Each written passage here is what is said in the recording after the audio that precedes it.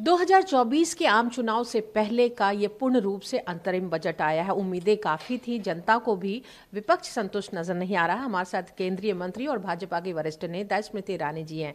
स्मृति जी, विपक्ष संतुष्ट नजर नहीं आ रहा। उनका कहना है कि महिलाओं को बहुत ज्यादा अलग से कुछ दिया नहीं गया। विपक्ष अगर असंतुष्ट है तो इसी में भारत की जीत है, क्योंकि विपक्ष कभी नहीं चाहेगा कि भारत प्रफुल्लित हो। आज वित्त मंत्री जी ने अपने बजट के भाषण की शुरुआत ही महिलाओं से की, और देश की 9 करोड़ महिलाएं जो सेल्फ हेल्प ग्रुप में आज काम कर रही हैं, उनको किस प्रकार से फाइनेंशियली और सशक्त कर सकते हैं, ग्रास रूट में हमारी अर्थव्यवस्था में और कैसे बल दे सकते हैं, इसी से तो शुरुआत हुई। वित्त मंत्री जी ने महिला सम्मान की दृष्टि से बचत का एक नया आयाम प्रस्तुत किया, जिसमें मेरा तो आपसे निवेदन होगा कि महिला के नाते आप अपने नाम से भी इन्वेस्टमेंट उसमें कीजिए और सेविंग्स कीजिए।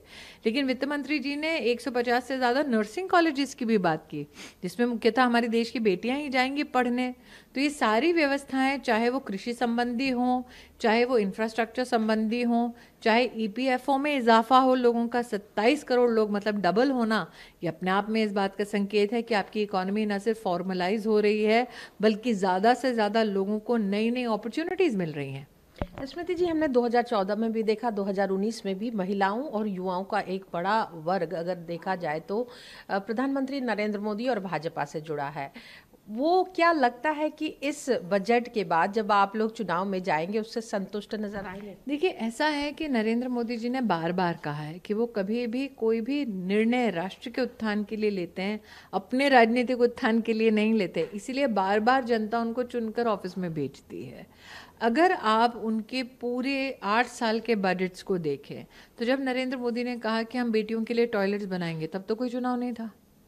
नरेंद्र मोदी ने जब कहा कि आइए घरों में लोगों के लिए टॉयलेट्स बनाएंगे, वो तो चुनावी मुद्दा नहीं था। जब नरेंद्र मोदी ने कहा महिलाओं को 1 रुपए में सैनिटरी पैड मिलेगा, वो तो कभी किसी नेता ने आज तक चुनावी मुद्दा बनाया नहीं। जब नरेंद्र मोदी ने कहा चलिए हम हर गांव में बिजली पहुंचाते हैं, वो तो कोई चुनावी मुद्दा नहीं था, तब कोई चुनाव नहीं था। जब नरेंद्र मोदी ने कहा चलिए हम महिलाओं के सुविधा के लिए घर तक नल बनवा देते हैं, तब तो कोई चुनाव नहीं था। विपक्ष का कहना है कि ये मित्र काल का बजट है। 1% लोग जो अमीर थे, तो 40% आज किस किस मित्र के लिए आज घोषणा हुई? 80 करोड़ हिंदुस्तानियों को मुफ्त को सिर्फ दोस्त को खिलाया जाता है ना। अगर उनकी आप भाषा का उपयोग करें तो मित्र को मुफ्त का खाना खिलाते हैं। तो 80 करोड़ नागरिक, इसका मतलब नरेंद्र मोदी के मित्र हो गए। गरीब को, दोस्त को घर बना के दिया अगर मोदी ने, तो वो गरीब जिसको घर बना के दिया वो मोदी के मित्र हो गए। 3 करोड़, 11 करोड़ किसानों के बैंक के खाते में पैसे दिए नरेंद्र मोदी की सरकार ने, तो फिर वो 11 करोड़ गरीब किसान मोदी के मित्र हो गए। 40 करोड़ से ज़्यादा हिंदुस्तानियों का जीवन में पहली बार बैंक का खाता खुला, तो वो गरीब जिसका पहली बार बैंक का खाता खुला वो मोदी का मित्र हो गया। तो अगर ऐसे मित्रों की मोदी जी मदद कर रहे हैं और उस गरीब का उत्थान कर रहे हैं, उसी में तो राष्ट्र का विकास छिपा हुआ है। हमेशा से मोदी सरकार ने रिफॉर्मिस्ट बजट पेश किया था और उनका कहना था कि वो फ्रीबीज ज़्यादा नहीं बांटेंगे।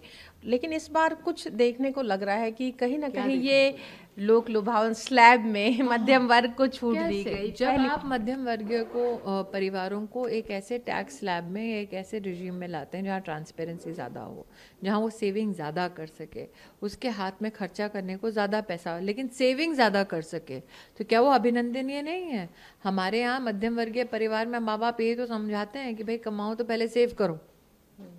तो सेविंग्स की अगर आज इतनी बड़ी सुविधा सरकार ने प्रस्तुत करके दी है मध्यम वर्गीय परिवार को, तो क्या वो आनंद का विषय नहीं होना चाहिए?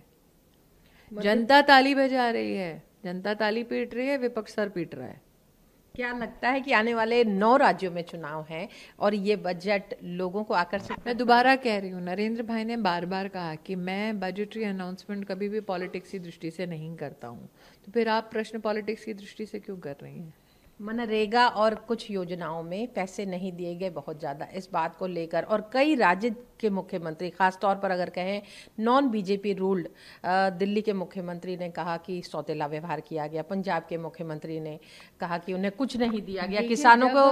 जब हम कहते हैं कि हम गरीब को मुफ्त अनाज देंगे, क्या वो गरीब पंजाब में नहीं है?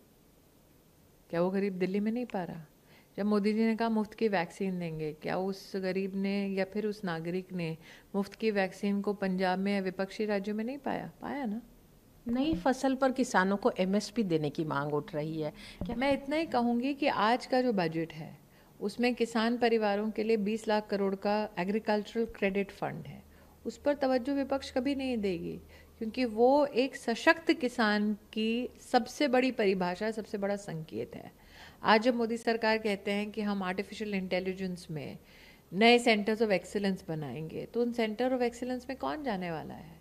मध्यम वर्गीय परिवार के प्रतिभाशाली बच्चे या गरीब परिवार के प्रतिभाशाली बच्चे जाने वाले हैं। तो मेरा ये मानना है, चाहे वो कृषि का क्षेत्र हो, चाहे वो आर्टिफिशियल और प्रौद्योगिकी इंटेलिजेंस या प्रौद्योगिकी का क्षेत्र हो, चाहे वो सेल्फ हेल्प ग्रुप हो, चाहे वो एमएसएमई हो, चाहे महिला हो, बच्चों के लिए भी लाइब्रेरी की आज इस बजट में व्यवस्था है, उल्लेख है। इसलिए ये बजट न सिर्फ अर्थशास्त्री की दृष्टि से एक इकोनॉमिक इंस्ट्रूमेंट है, लेकिन एक गुड गवर्नेंस का और ह्यूमननेस का इंस्ट्रूमेंट है। आप अपने मंत्रालय के बजट आवंटन से खुश हैं? बिल्कुल। युवा खेल मंत्रालय में बम्पर बजट दिया गया है जी। क्या लगता है कि युवा खेल में और भी आगे बढ़ेंगे? क्योंकि हमने देखा दो मंत्रालय हैं, महिला, बच्चे और माइनॉरिटीज, और तीनों में ही युवा हैं। तो अगर युवा और खेल का बजट बढ़ता है तो इसका मतलब महिला और बच्चों के लिए और माइनॉरिटी के लिए वहां पर भी तो बजट बढ़ा। इसे चुनावी बजट बताया जा रहा है। वही तो कह रही हूँ, जब प्रधानमंत्री ने कहा 1 रुपए का सैनिटरी पैड मिलेगा, क्या वो चुनाव से संबंधित है? क्या लगता है कि विपक्ष दिग्भ्रमित है? पहले चुनावी बजट भी कह रहे हैं और फिर कह रहे हैं कि कुछ नहीं दिया गया। मैं दोबारा आपसे कह रही हूँ कि विपक्ष अगर गंभीर सोच रखता अर्थव्यवस्था की दृष्टि से, विपक्ष अगर भारत के नवनिर्माण की दृष्टि से सही से दिल से कोई ख्वाहिश रखता, तो आज विपक्ष में बैठा होता।